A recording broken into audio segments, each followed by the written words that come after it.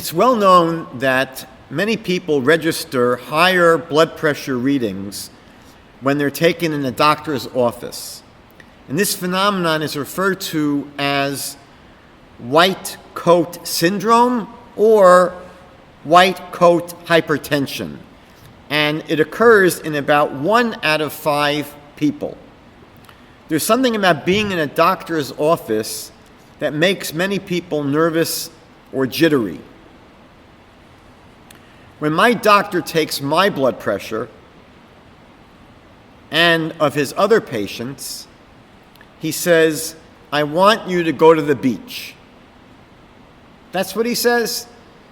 "I want you to go to the beach."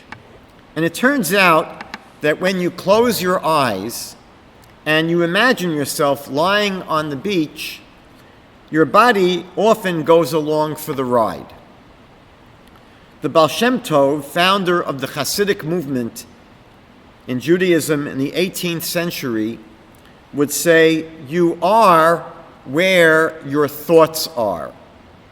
You are where your thoughts are. Living with awareness and mindfulness has become increasingly popular over the past few decades. In Judaism, this is referred to as kavanah, the practice of mindfulness, of intentionality, of living with awareness.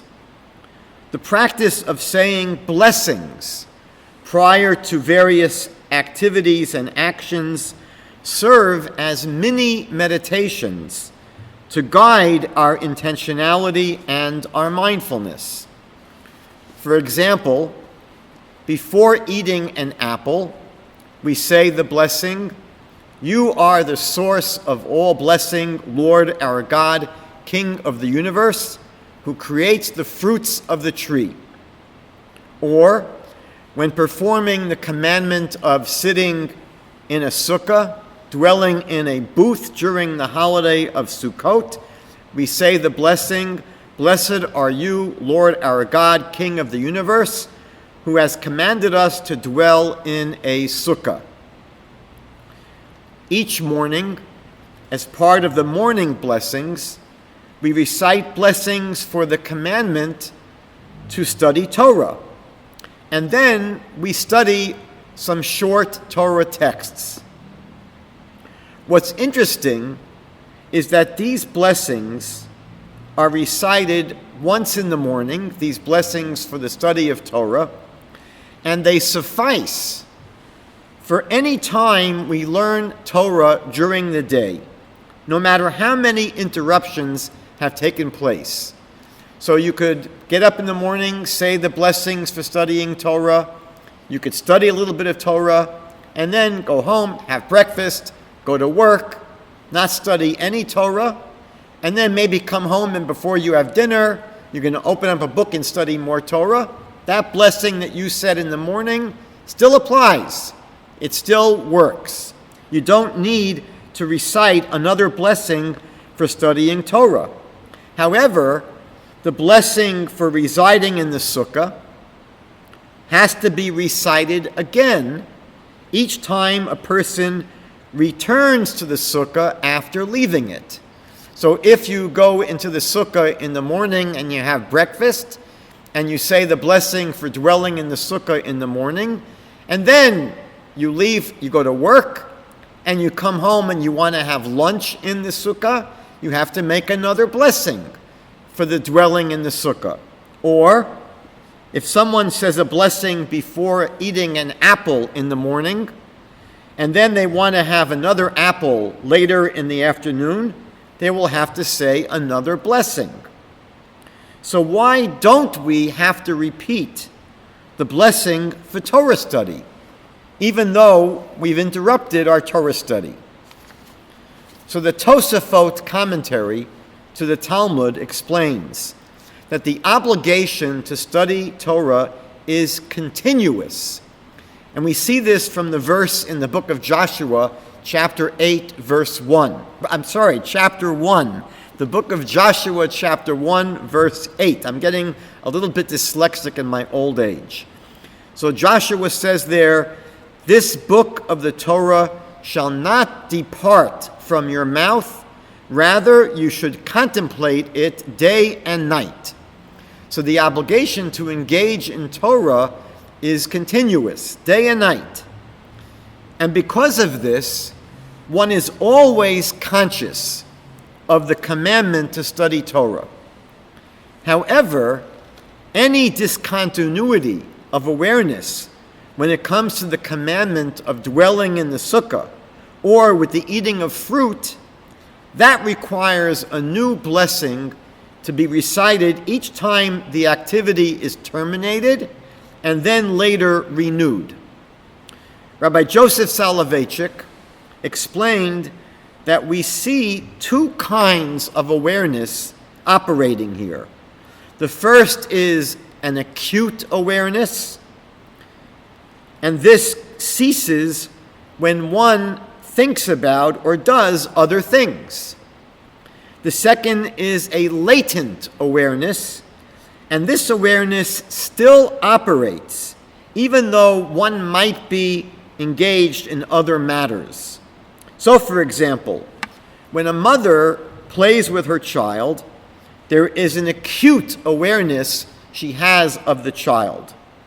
But even if the mother is away at work and the child is being watched by a babysitter, or the mother is at a doctor's appointment, there is still a natural, latent awareness of the child's existence. And this latent awareness remains throughout her entire lifetime and will never be extinguished. It is expressed in commitment, in devotion, and in a feeling of identification, a feeling that I and the child are one. The child is the center of gravity of the parent's life, and the parent feels they cannot live without their child. The same is true, Rabbi Soloveitchik explains, with our relationship to the Torah. There may not be an acute awareness of the Torah over the course of 24 hours a day, but our latent awareness, our latent connection with Torah never ceases. Even when we're involved with something else, we're aware of the Torah. This awareness should become part of one's I awareness, just as we are aware of our existence without having to walk around saying, I exist. So we should be aware of the Torah all the time. What we think about and what we focus our awareness on becomes the lens through which we experience our lives. According to the Holy Zohar, the foundational text of the Kabbalah, a person draws upon himself spiritual influences according to what he is thinking about. If he thinks about holy things, he draws upon himself holiness. And if he thinks indecent thoughts, then he draws upon himself impurity and he defiles his soul. The Torah contains 248 positive commandments and 365 negative commandments. And the vast majority of these involve taking or refraining from some kind of action. But there are a number of commandments that are carried out in the realm of our thoughts. Of the 248 positive commandments, some are time-bound. They can only be fulfilled at certain times. A number of great Torah sages wrote about 6 mitzvot, about 6 commandments that Jewish people are to fulfill at all times and in all places. In Torah literature, they are referred to as the 6 constant commandments. They are, number 1, to know there is a God. Number 2, to reject the possibility of any other God. Number 3, to believe in God's complete and total oneness. Number 4, to love God. Number 5, to revere and be in awe of God. And number 6, not to be led astray after our desires.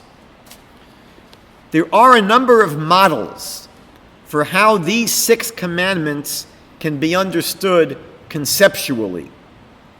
The 13th century anonymous work called the Sefer HaChinuch, the Book of Education, was really the first author to explicitly speak about the 6 constant commandments. And he suggests that they can be seen as corresponding to the 6 biblical cities of refuge. These were specially designated places where someone who killed another person unintentionally could flee to safety and to avoid the revenge by the victim's family. Our Yetzer Hara, our evil inclination or our inner adversary, is always seeking to harm us spiritually. So these 6 commandments are like cities of refuge where we can escape from the dangers that are posed by our Yetzer Hara, by our inner adversary, as well as the often very negative influences and messages we receive from the environment. Rabbi Yitzchak Ginsburg, who's a contemporary Hasidic teacher living in Israel, explains that these 6 commandments construct a cube or a sacred sanctuary that we can imagine ourselves living within. He suggests that we think of these 6 commandments as forming a cube, and we should see ourselves as living within this cube. So, for example, the top of the cube, or the roof of this room, or the roof of this sanctuary, reminds us of God's existence and His providence that is always above us, that is always over us. The bottom of the cube, or the floor of the sanctuary, reminds us not to worship anything other than the Creator. The front wall proclaims that God is one. The right wall reminds us to love God. The left wall corresponds to the importance of fearing God, to have profound awe and reverence for God. And the back wall shields our minds from foreign thoughts. We must not sneak out the back of the sanctuary and stray from the ways of truth and the ways of the Torah. And by living within this structure, this cube, and using the visualization of this sanctuary as a meditation practice, we're able to develop a spiritual framework that can guide our thinking throughout the day. The idea of focusing on all 6 of these precepts simultaneously may seem daunting. One thing we have to appreciate is that in our daily lives, we routinely multitask many things at the same time. With persistent effort, we can grow in our ability to concentrate on all 6 of these commandments at the same time. We all realize, for example, that in the human realm, there are individuals that we both love and revere simultaneously. Many such people. We don't find it impossible to have in our mind both reverence and love for certain people. We can do more than one thing at the same time. Spiritually, we can both chew gum and walk. And so with practice, we can go beyond just two, and we can really live all 6 of these commandments simultaneously. The human mind has incredible potential, and fulfilling these 6 commandments of the mind is not beyond our capabilities. It's also helpful to look at the ongoing fulfillment of these commandments as a goal to work towards. Never forget the idea that the enemy of the good is the perfect. And people often get discouraged because they say to themselves, I can't do that. When they find out about these 6 positive commandments, they immediately think, I can't do it. Well, maybe you cannot do it now, but if you see it as a goal to work towards, it is something that you will begin to slowly accomplish. Again, one step at a time. The Torah speaks of the ideal state of the human being, the ideal state, as being attached to God. That is our ideal state. This is an intense state of connection. And the Hebrew word for this is devekut. Devekut. In modern Hebrew, the word devek means glue. We're supposed to ultimately glue ourselves to God. And we find a form of this word in the beginning of the Torah, in the book of Genesis, chapter 2, verse 24, where it says, Therefore a man shall leave his father and his mother and cleave to his wife, and they shall become one flesh. And the Hebrew word here for cleave is vedavak, the same root as devekut, the same word form as devekut. And it's incredible that the Torah uses the same word that's used to describe marital intimacy between a man and his wife to describe the intense closeness we're supposed to cultivate with the Almighty. King David speaks about this idea of constant connection to God in the book of Psalms, chapter 16, verse 8, where King David says, Shiviti Hashem lenegdi tamid. I place the Lord before me constantly at all times. This is a very high bar to aspire to, granted. And it should certainly be our goal with the 6 constant commandments. But is it possible to define what might at least be seen as our minimal obligation here? We understand the maximum obligation is to constantly be attached to God and to constantly be doing these 6 commandments. But can we define at least a minimal obligation? So Rabbi Tzadok Cable published a brilliant work about the 6 constant commandments in 2016. And in his introduction, he shares the approach of the 19th century Hasidic master, Rabbi Tzadok HaKohen of Lublin, who passed away in the year 1900, to this issue. Rav Tzadok HaKohen of Lublin discusses what you could conceive of as 5 different levels of how we relate to God and how you can conceive of us fulfilling these 6 constant commandments. And we don't necessarily reach the highest level immediately, obviously. But where the highest level is a goal to work towards. So the first level, Rav Tzadok HaKohen suggests, is the most accessible. The first level is to never actively push the Almighty out of our hearts. So it's one thing to always be connected to God. That's very hard.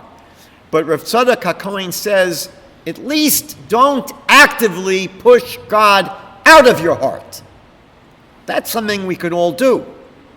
That's something we can all do. This is what the Torah is warning us about when it teaches us many times in the Torah not to forget the Almighty. The Torah warns us not to forget the Almighty. And that is the first level. Don't push God out of your mind actively. The second level is to at least meet the minimal daily obligation of affirming our commitment to God once in the morning and once in the evening. That's also not terribly difficult. We do this with the recitation of the prayer, Shema Yisrael. Hear, O Israel, the Lord is our God, the Lord is one. We're basically, in a positive way, affirming our commitment and connection to God once in the morning, once in the evening, and that's the minimal. That's the minimal. But that's a stage higher. It's a little bit higher. The third level of growth is any time that you think about or are aware of these 6 constant commandments during the day beyond the daily minimum of just the morning and the evening.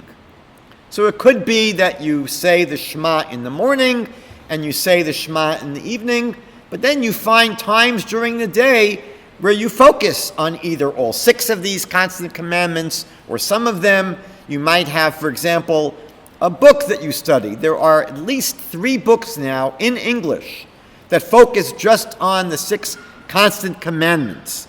So if you have for yourself 15 minutes a day where you study that book, or you think about these commandments in some other way, you've jumped up to the 3rd level. The 4th level is even higher. The 4th level of actualizing the 6 constant commandments is when you achieve an alignment and integration of belief and action. When you begin to align your belief with your practice. This is where a person lives their life in a way that is consistent with the values and the messages of the 6 constant commandments.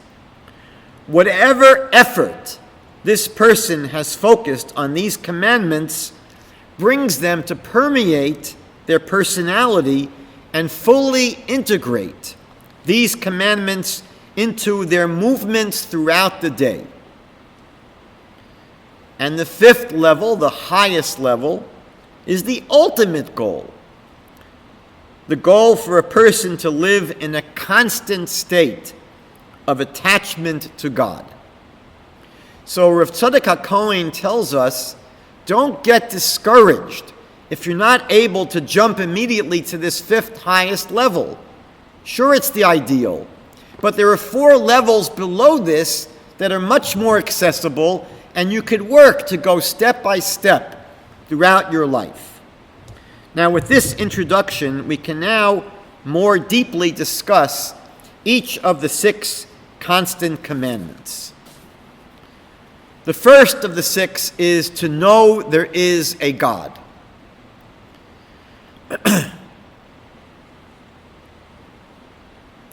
We know that the first of the 10 commandments that were engraved on the tablets that Moses brought down from Mount Sinai doesn't speak about believing in God or believing that God exists. It simply presents God's reality as a matter of fact. The first of these 10 commandments says, I am the Lord your God who brought you out of the land of Egypt from the house of slavery.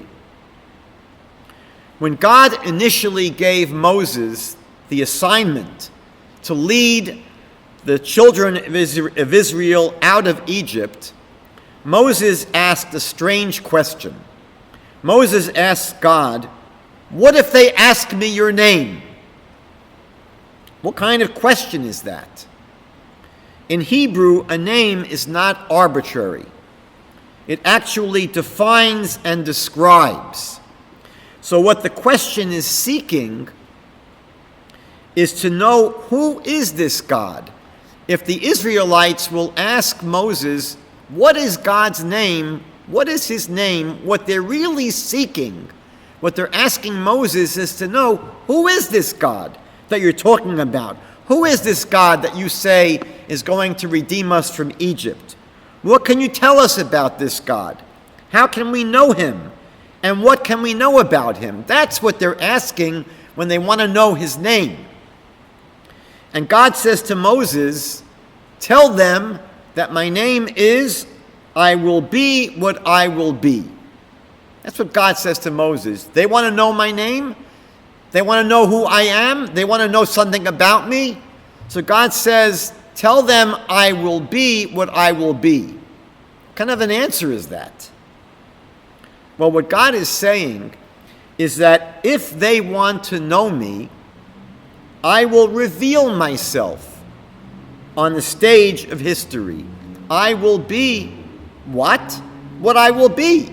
Meaning, what they will see, what they experience, will be who I am. I'm not going to give you a name like Bob or Fred. That's not going to say anything. If they really want to know me, God is telling Moses, tell them, get to experience me, get to meet me, get to see me in history, get to see how I act with you. That's what God is telling Moses to tell the Jewish people. Do you want to know me, God says?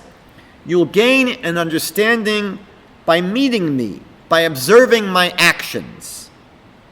In Deuteronomy chapter 4, verse 35, Moses reminds the children of Israel who are about to enter the promised land. After 40 years since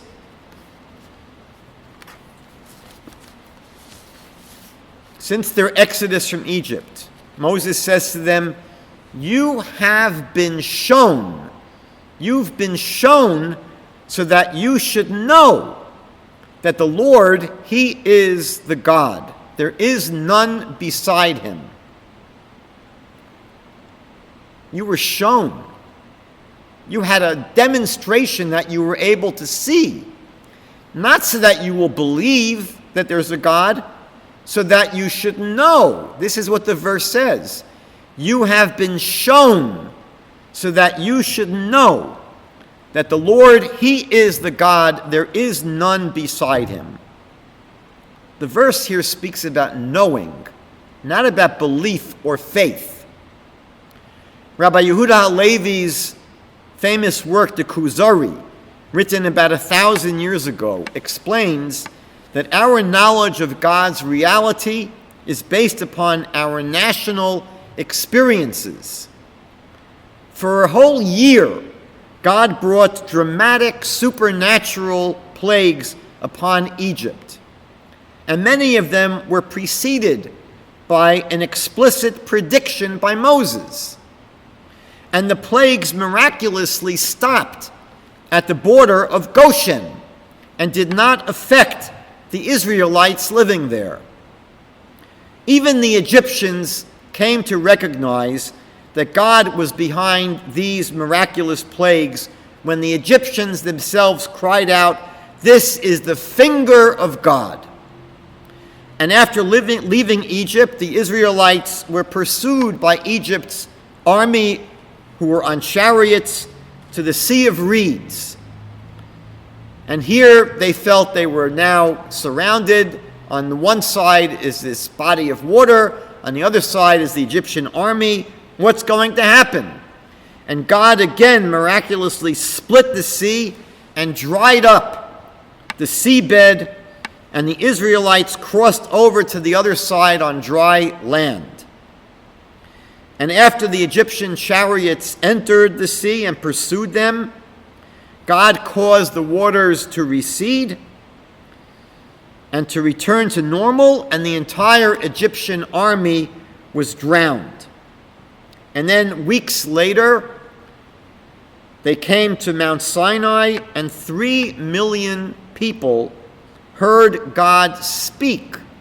They heard God speak at Mount Sinai, the first 2 of the 10 Commandments. And then, during the 40 years in the desert, the Israelites experienced ongoing daily miracles. They were fed by manna, a heavenly food that fell every day. None of it fell on Shabbat, so they had a double portion that fell on Friday. And they were told, only gather what you need for that day. Don't pick up more than you need for the day. If you take more, it's going to rot. And that's exactly what happened. And what about their water? What kind of water do you have in a desert? So we're told there was a well, a supernatural well that followed them around and provided them and their animals water in the desert. And we know they were led by clouds of glory in the daytime and by a pillar of fire at night. They lived a completely supernatural experience for these 40 years.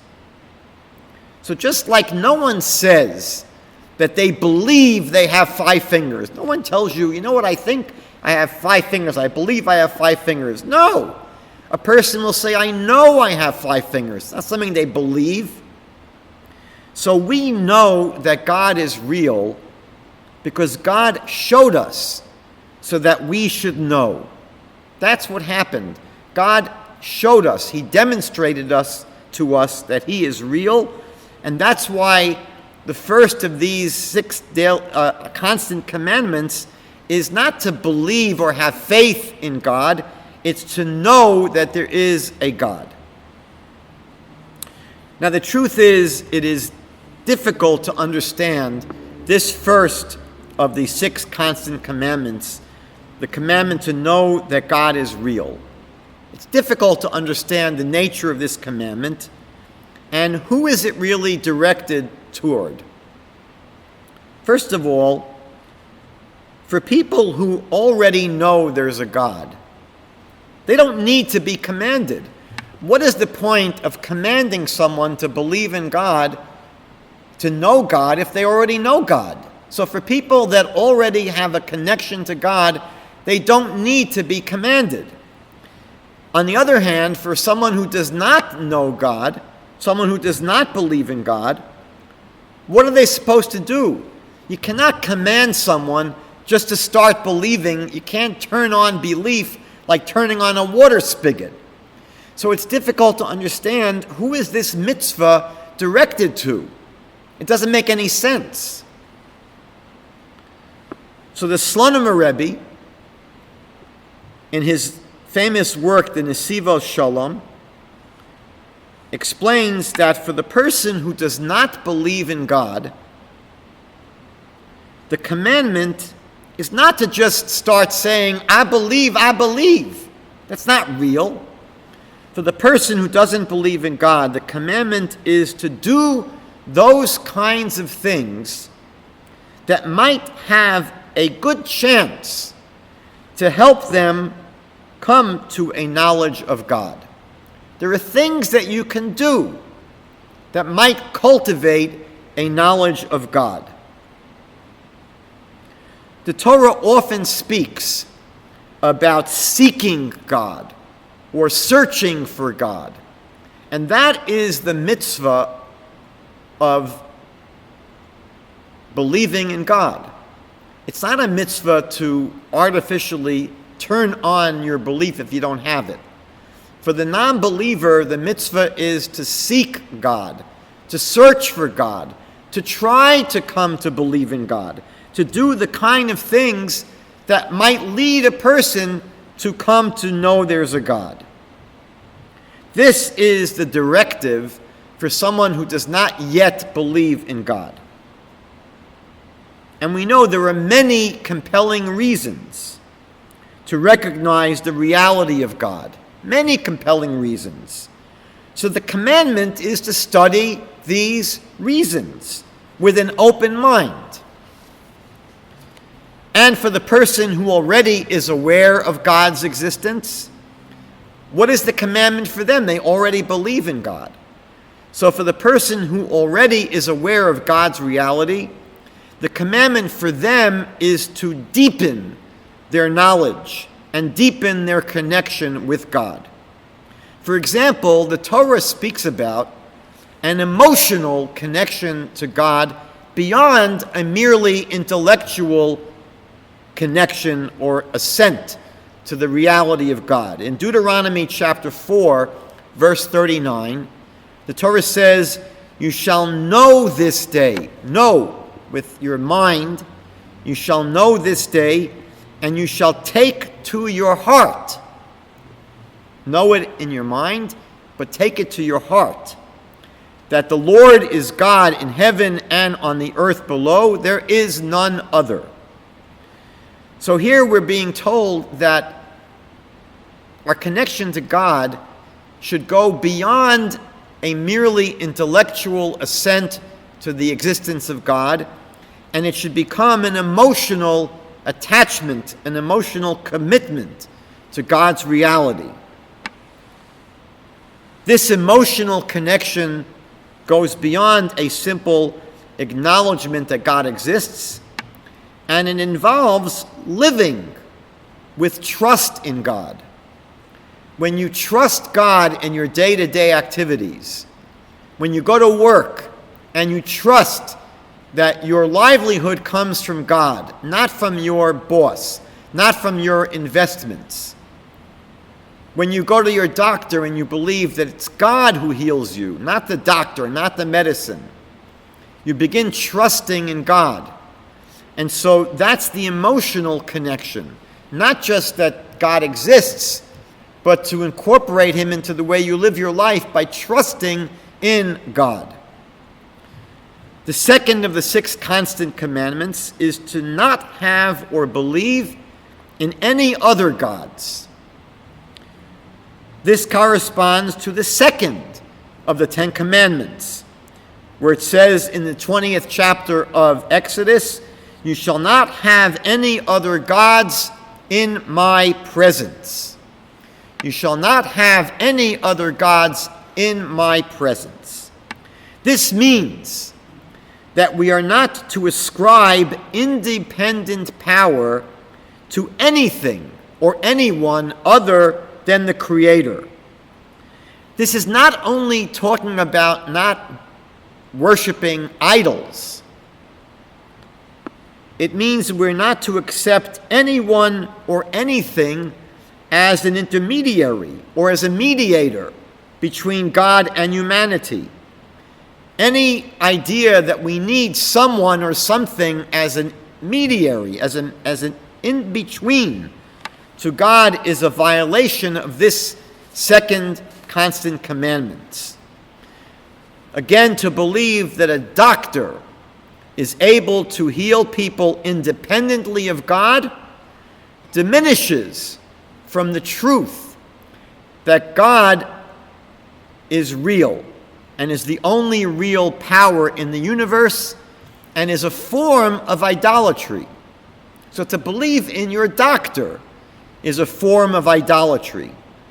Similarly, when we forget about God and we take exclusive credit for our own accomplishments, we are violating the spirit of this commandment. It says in Psalm 81, verse 10, "Let there not be among you a strange God." And you can even read it, "Let there not be within you a strange God." And the Talmud asks, what is the strange God inside of you? What is that strange God within you? And the Talmud says, this is our Yetzer Hara. This is our evil inclination or our inner adversary that leads us to believe, it tempts us to believe that our talents, that our talents are the cause of our success. Not true. If we are successful in anything in life, it's because God has blessed us with that success. We have no independent power from God. Similarly, when after the incredible victory during the Six-Day War in Israel in 1967, some people said, Kol hakavod latzahal. All honor goes to the Israeli Defense Forces. This is ignoring God's role in history, and it's replacing God with human arrogance. Clearly, the Israeli army played a role, because we are required to take action in life. We're not allowed to say, I trust in God, therefore I'm going to sit home and watch television all day and not go to work because I believe that God is going to send me a paycheck every week. And I can sit on the couch and eat potato chips all day long because I know that God is going to take care of my health. And the Israeli people could have said the same thing. We don't need to put together an army to protect ourselves. So our Torah says, no, you are required to take action. You have to go to work. You have to take care of your health. You have to protect your country. But don't think for 1 minute that you or your doctor or your boss are the cause of your sustenance or your health or the security of your country. To believe that our lives are controlled by astrological forces operating independently of God, people who look at their horoscopes and think that the stars and the constellations are what determine their fate, is to embrace another power, again, a form of idolatry. Another violation of this principle is to believe the world was formed through random evolution, or that the world has always existed, and believing that the laws of nature operate independently also violates the essence of this second commandment, to not have other gods before the presence of the Almighty. The third constant commandment is to affirm the unity that God is one, the unity of God. This commandment is expressed in the famous declaration found in Deuteronomy chapter 6, verse 4, Shema Yisrael, Hashem Elokeinu, Hashem Echad. Listen, Israel, the Lord is our God, the Lord is one. This commandment involves recognizing that God is unique and nothing is comparable to him, and that he has no partners, and that he exists outside of time and outside of space, and God is the only source of life and the only source of existence. God is a simple, absolute unity. He has no parts, he has no components, and contains no plurality in his essence. The concept of God being a trinity is a violation of this principle of God's unity and his oneness. And related to this is the idea that God is not corporeal, because to have a God that is corporeal means that he has parts. For God to be corporeal, it means that God is here but not over there. And the Torah sees God as a unity, meaning infinite, beyond time and space. The unity and oneness of God means that he is the solitary cause of all that exists and all that happens in existence. That he is the only existence that is absolute. The only thing that has to exist is God. The existence of everything else is contingent on the will of God. Nothing else has independent, absolute existence. Nothing else has to be here. One of the greatest challenges in life is the existence of evil.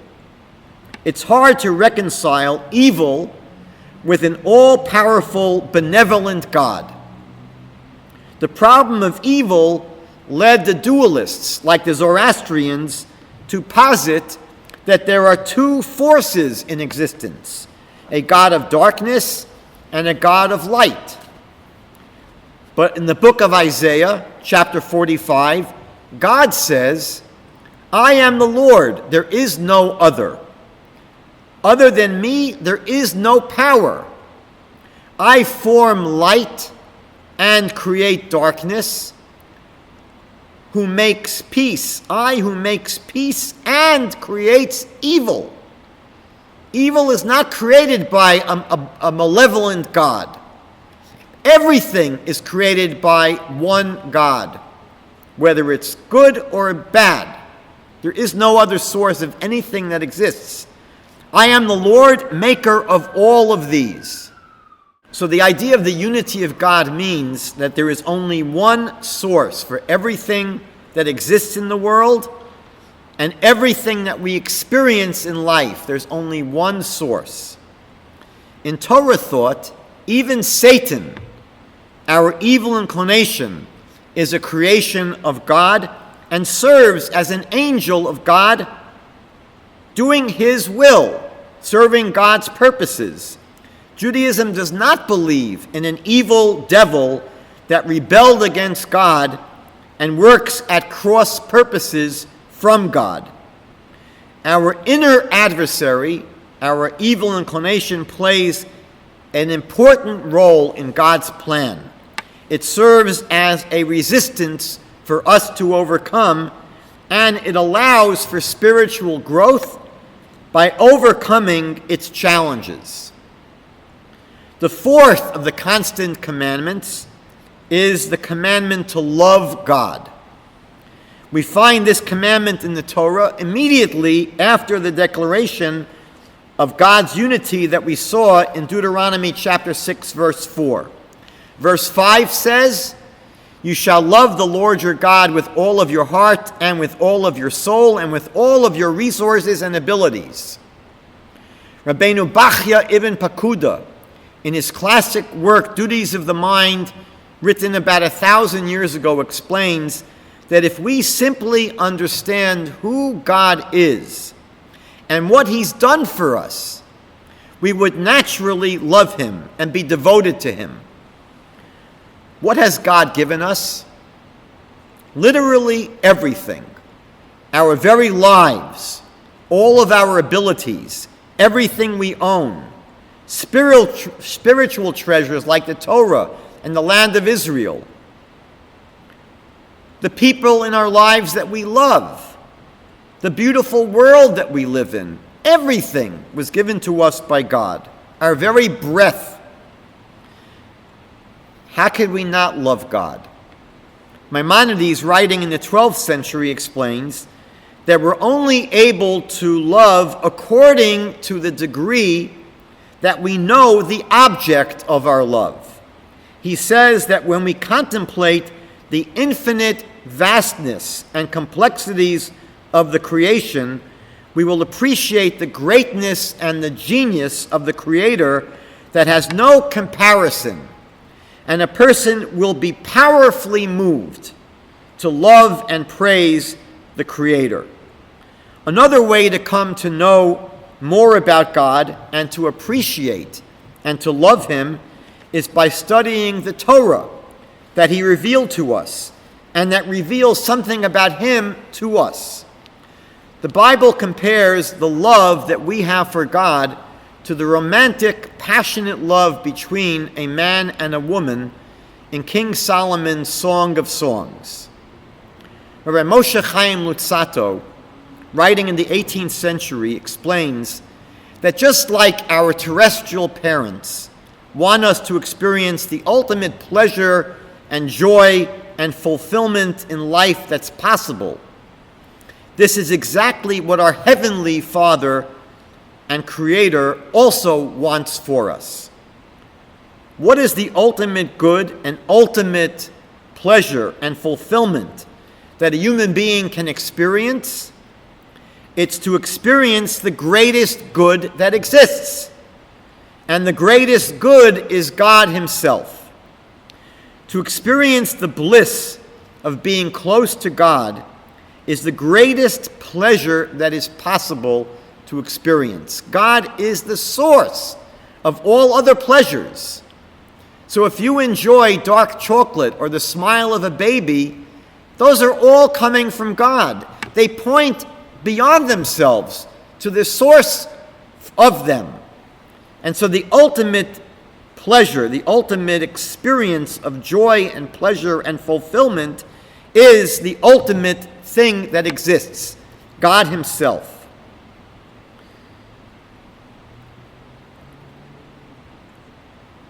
Being close to God is the greatest pleasure that's possible. And this is what loving God is all about. Clearly, while we can experience this love and closeness to God to a degree during our lifetimes, the ultimate fulfillment will be in the eternal bliss of the world to come.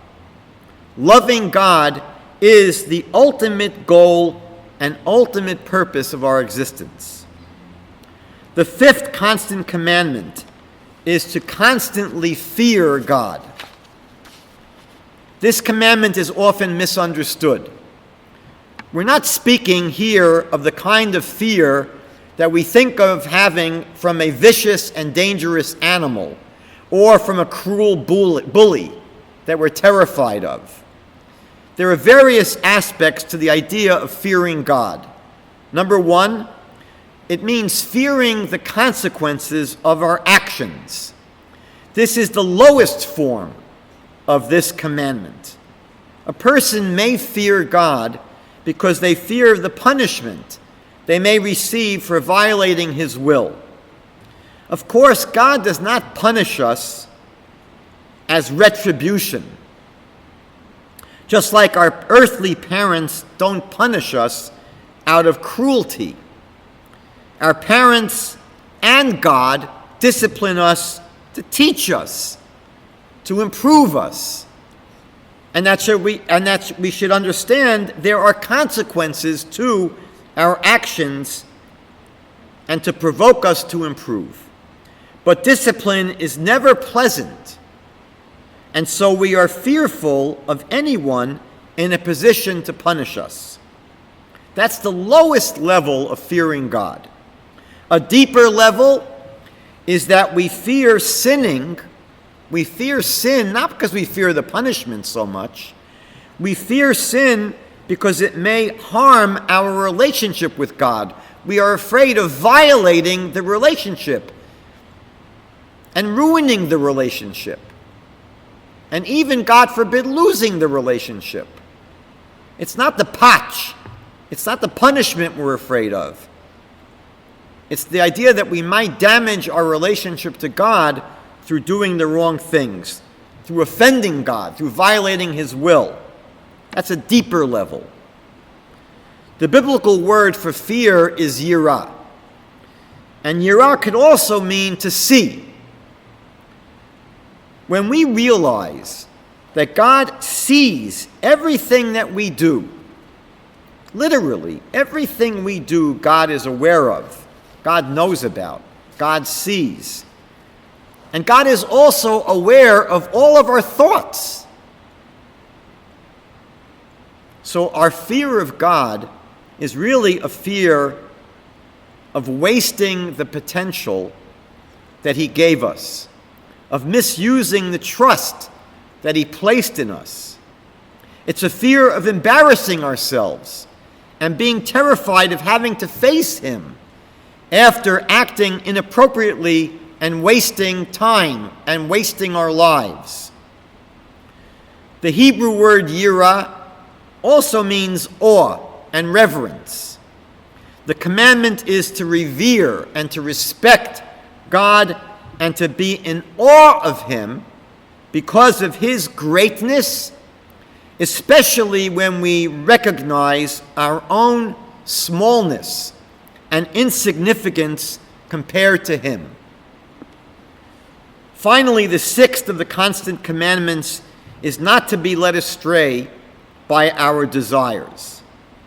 In Numbers chapter 15, verse 39, we read, "Don't turn aside after your heart or after your eyes, which we stray from." Some understand here that heart refers to heretical thoughts.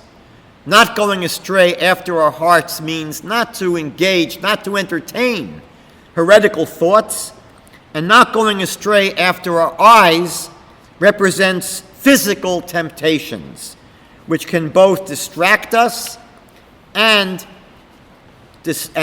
really stop us from pursuing what is truly important and positive in life. Physical pleasures in life are not immoral. Physical pleasures in life are not immoral, but they are amoral, because they would like us to consume them without limits. That's the problem with the physical pleasures of life. Bodily pleasures play an important part in life and can be engaged in constructively and for very positive purposes. But we have to control them. We have to be in control of them. We cannot let these bodily urges control us. And this is what temptations do. Temptations entice us to indulge in these pleasures rather than to use our physical side with wisdom. When we are involved in any physical activity, it's important to think about why we're doing it. What is the ultimate goal of engaging in this activity? Will it enhance my spiritual life, or will it be a hindrance to my spiritual growth?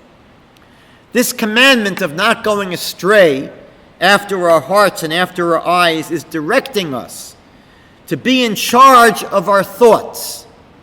If we dwell on inappropriate thoughts, it will inevitably lead to sinful behavior. So the Torah commands us to be careful with what we allow our minds to dwell on. And this, of course, goes beyond just thoughts and includes what we look at. So we're being commanded not only to be in charge and control of what we think about, we're being told to be in control of what we look at, because what we see will influence our thoughts. What we see will influence what we think about. So looking at things we shouldn't be looking at will lead to thinking about things we shouldn't be thinking about, and that will, of course, lead to actions which we should not be doing. So the commandment of not going astray after our hearts and after our eyes is a directive to avoid both temptations and distractions.